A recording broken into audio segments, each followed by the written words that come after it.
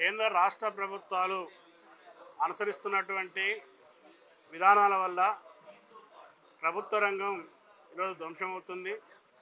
ఉన్నటువంటి ప్రభుత్వ రంగ సంస్థల్లో కూడా ఉద్యోగాల నియామకాలు లేవు.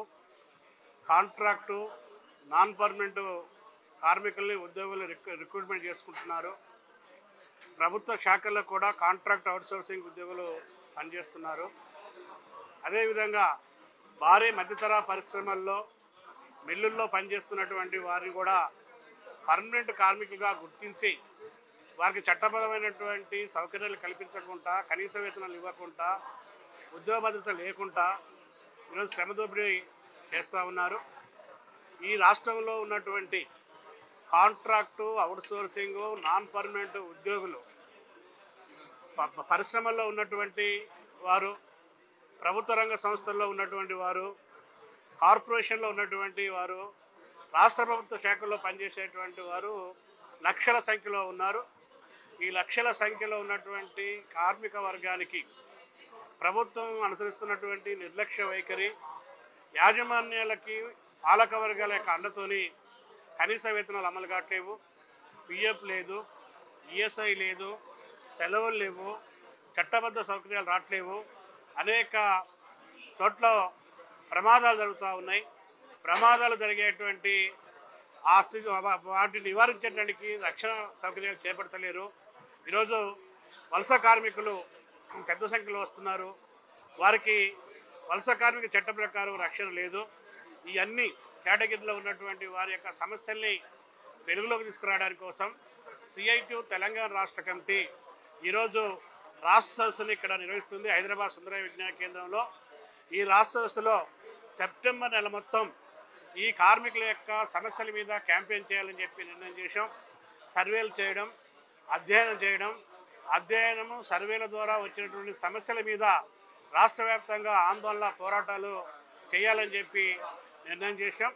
ప్రభుత్వం మీద ఒత్తిడి తీసుకురావడం కోసం ముఖ్యంగా రాష్ట్రంలో వచ్చినటువంటి కాంగ్రెస్ ప్రభుత్వం, రేవంత్ రెడ్డి ప్రభుత్వం కూడా కేంద్రంలో ఉన్నటువంటి బీజేపీ కార్మిక వ్యతిరేక విధానాలు ఏ విధంగా అయితే అవలంబిస్తుందో అదే విధానాలు ఇక్కడ అవలంబిస్తున్నాడు. కార్మిక చట్టాలు అమలు చేయకపోవడం, కార్మిక చట్టాల్లో మార్పులు తీసుకురావడం, కేంద్ర బీజేపీ ప్రభుత్వం తీసుకొచ్చినటువంటి లేబర్ కోడ్లని అమలు జరపడానికి కోసం ఈరోజు నోటిఫికేషన్కి తయారు కావడం, ఇలాంటి రూల్స్ తయారు చేయించేటువంటి పనులు నిమగ్నమైపోయినటువంటి పరిస్థితుంది. ఐటీఎస్ పరిశ్రమలకి లేబర్ చట్టాలు అమలు చేయకుండా మినహాయింపు ఇచ్చారు. మన తెలంగాణ రాష్ట్రంలో 1 కోటి మంది మన షెడ్యూల్ ఎంప్లాయీస్ పరిశ్రమలో పనిచేసేటువంటి కార్మికులకి మరి జీవోలు సవరించాలి, కనీస వేతనాలు అమలు చేయాలని చెప్పి సిఐటి నాయకత్వంలో పాదయాత్రలు జరిగినాయి. సిఐటి నాయకత్వంలో దీక్షలు జరిగినాయి. సిఐటితో పాటు ఇతర కార్మిక సంఘాలు కూడా కలిసి ఐక్య పోరాటం జరిపి పెరుగుతున్నటువంటి ధరలకు అనుగుణంగా వేతనాలు పెంచాలి, జీవోలు సవరించాలి, గతంలో ఇచ్చినటువంటి హైకోర్టు, సుప్రీంకోర్టు తీర్పుల్ని పరిగణలో తీసుకోవాలి అనేటువంటి దాని మీద క్యాంపెయిన్ చేసినప్పటికీ ప్రతిపక్షంలో ఉన్నప్పుడు ఈ పోరాటాలకి మద్దతు ఇచ్చినటువంటి కాంగ్రెస్ ప్రభుత్వం అధికారంలోకి వచ్చిన తర్వాత, రేవంత్ రెడ్డి ముఖ్యమంత్రి అయిన తర్వాత గతంలో ఉన్నటువంటి తెలుగుదేశం, గతంలో ఉన్నటువంటి కాంగ్రెస్, గతంలో ఉన్నటువంటి టీఆర్ఎస్ ప్రభుత్వాలు ఎట్టయితే మన తెలంగాణలో ఉన్నటువంటి పారిశ్రామికవేత్తల యొక్క ఒత్తిడికి తలొగ్గి జీవోలు సవరించకుంటున్నారో ఇప్పుడు కూడా రేవంత్ రెడ్డి జీవోల్ని సవరించాడు, కొత్త జీవోలు ఇచ్చాడు. కానీ అందులో నయా పైసా పెంచలేదు. పెట్టుబడిదారుల యొక్క ప్రయోజనాల కోసమే ఆ జీవోల్లో మరి పెంచకుండా జీవోలు ఇచ్చినటువంటి పరిస్థితుంది. వీటి మీద కూడా ఈ క్యాంపెయిన్ చేస్తున్నటువంటి పరిస్థితుంది. రాష్ట్రంలో ఉన్నటువంటి కాంట్రాక్ట్ కార్మికులు, అవుట్సోర్సింగ్ ఉద్యోగులు, నాన్ పర్మనెంట్ ఉద్యోగులందరూ కూడా ఈ క్యాంపెయిన్లో భాగస్వామ్యం కావాలి. ఈ సర్వే సందర్భంలో దశలవారీ ఆందోళన ఉంటుంది. ఈ దశలవారీ ఆందోళనకి ప్రభుత్వం నిర్దిష్టంగా తన పరిధిలో ఉన్నటువంటి వాటికి సరైనటువంటి చర్యలు చేపట్టకపోతే, స్పందించకపోతే ఈ ఉద్యమాన్ని తీవ్రతరం చేస్తాం. అదేవిధంగా ముగింపు కల్మినేషన్గా సెప్టెంబరు 30వ తారీఖున చలో హైదరాబాదు నిర్వహించి ఈ ప్రభుత్వం మీద ఒత్తిడి తీసుకొస్తామని చెప్పి ఈ సదస్సులో తీర్మానం చేయడం జరిగింది. కాబట్టి కార్మిక వర్గం అంతా కూడా ఈ సదస్సులో భాగస్వాములు కావాలి. వారి సమస్యల్ని మీ దగ్గరికి వచ్చేటువంటి సిఐటి నాయకత్వానికి దృష్టి తీసుకురావాలి. జరగబోయేటువంటి క్యాంపెయిన్లో భాగస్వాములు కావాలని చెప్పి కోరుతూ సంబంధిత అధికారులు కూడా ఎమ్మటే స్పందించి మీ పరిధిలో ఉన్నటువంటి వాటిని పరిష్కరించాలి. ప్రభుత్వంకి సిఫారసు చేయాల్సినటువంటి వాటిని సిఫారసు చేయాలి. లేకపోతే సిఐటి నాయకత్వంలో ఈ సమస్యల మీద ఒక దీర్ఘకాలికమైన ఉద్యమాన్ని మిలిటెంట్ ఉద్యమం చేస్తామని చెప్పి హెచ్చరిక చేస్తా ఉన్నాం.